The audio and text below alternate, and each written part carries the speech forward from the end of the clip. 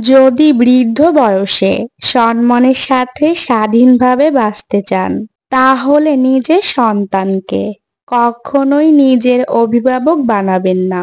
আর যে ছেলে নিজের ক্ষমতায় বাড়ি করে কিংবা বাসা ভাড়া করে নিজের স্ত্রীকে রাখার মতো উপার্জন নেই, তাকে কোনো বাবা মা নিজে উদ্যোগ নিয়ে বিয়ে দেবেন না।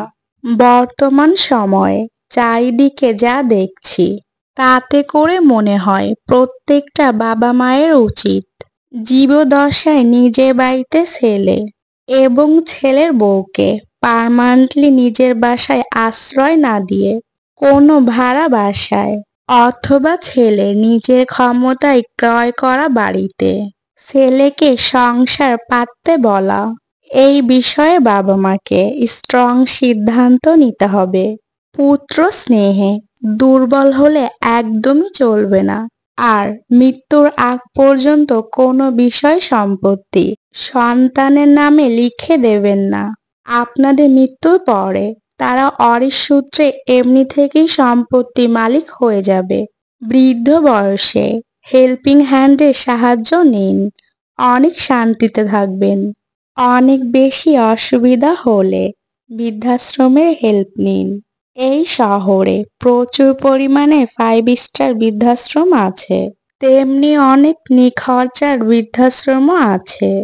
আপনার সামর্থ্য অনুযায়ী চয়েস করুন। ছেলের সংসারে অসম্মানের অন্নের চেয়ে বৃদ্ধাশ্রমের অন্ন অনেক বেশি সম্মানের। ইয়ং বয়সে যে কষ্ট সহ্য করা যায়, ঠিক বৃদ্ধ বয়সে সেম একই কষ্ট 1%ও সহ্য করা অসম্ভব। নিজের সঞ্চিত টাকা পয়সা, জমির দলিল সবকিছু নিজের কাছেই রাখুন। বর্তমানে সমাজ ব্যবস্থায় ওটাই আপনার বৃদ্ধ বয়সে শক্তির অবলম্বন। আমার ছেলে সোনার ছেলে, এই ভ্রান্ত ধারণা ত্যাগ করুন। আপনার সন্তান হীরা নাকি কয়লা, সেইটা তো সময় বলে দেবে। বহু ছেলে মেয়ে কর্মসূত্রে রাজ্যের বাহিরে বা দেশের বাহিরে থাকেন। তাদের বাবা মা যদি একা থাকতে পারেন, তাহলে আপনি বা আপনারা কেন থাকতে পারবেন না? আপনার সন্তানের যদি মানসিকতা ভালো হয়, তাহলে সে দেশের বাহিরে থেকেও প্রতিদিনই আপনার সাথে যোগাযোগ করবে, এমনকি দেখাশোনাও করবে। এই সব কিছুই তার নিজের ইচ্ছের উপর ডিপেন্ড করবে। এই ডিজিটাল যুগে গোটা পৃথিবী এখন মানুষের হাতের মুঠোয়। অসুস্থ শরীর নিয়ে কোনো কিছুর জন্যই আপনাকে বাহিরে বেরোতে হবে না।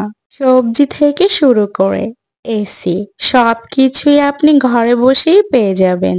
বাড়ির electric bill, gas booking, mobile recharge, আরও ফিল্টারের সার্ভিসিং, এসি সার্ভিসিং, বাবা মায়ের ওষুধপত্র থেকে শুরু করে মুদিখানার সামগ্রী, অ্যাম্বুলেন্স থেকে নার্সিংহোম পরিষেবা, সব কিছুর ইচ্ছা থাকলেই দূরে থেকেই সুন্দরভাবে পরিচালনা করা সম্ভব। আর যদি ইচ্ছা না থাকে, তাহলে আপনি পাশের ঘরে মরে পড়ে থাকলেও আপনার সন্তান কোনো খোঁজ খবর নেবে না। শুনতে খারাপ লাগলেও বর্তমানে এটাই বাস্তবতা। আজকের ভিডিওর প্রতিটা কথাই হচ্ছে এখনকার বর্তমান সমাজ থেকে নেওয়া। তাই ভিডিওতে যদি কোনো কথায় ভুল ত্রুটি হয়ে থাকে, অবশ্যই ক্ষমা সুন্দর দৃষ্টিতে দেখবেন। আপনারা সবাই ভালো থাকবেন, সুস্থ থাকবেন, নিজেদের খেয়াল রাখবেন।